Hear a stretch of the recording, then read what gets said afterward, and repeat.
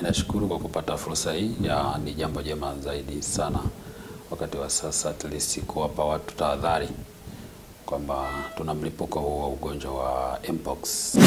Hapo mwanzo kuna mgonjwa ambaye aligundulika kutoka huko Kagera akiwa na mpox. Walichukua sample zake na kupeleka maabara kuu ya taifa Muhimbili, walijaribu kucheki na kugundua huyu mtu ana mpox. Watu mnakuwa mkifahamu zaidi kuhusiana na mpox.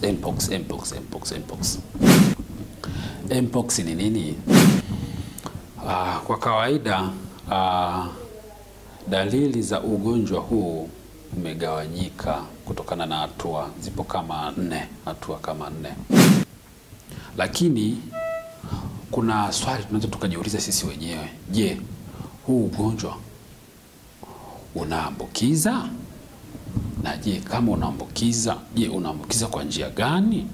Kwa hiyo tuendelee kuchukua tahadhari, tuhakikisha kwamba tunaepuka kushikana ovyo mikono. Hujui mwenzako ametokea wapi. Je, ana maambukizi ya huyo kirusi? Kwa hiyo ni vizuri tuchukue hizo tahadhari, lakini tuhakikishe kwamba tunatumia vitakasa mwili vizuri na maji tiririka yaliyokuwa safi kwenye mikono yetu. Kwa kufanya hivyo, basi sisi tutakuwa salama kabisa.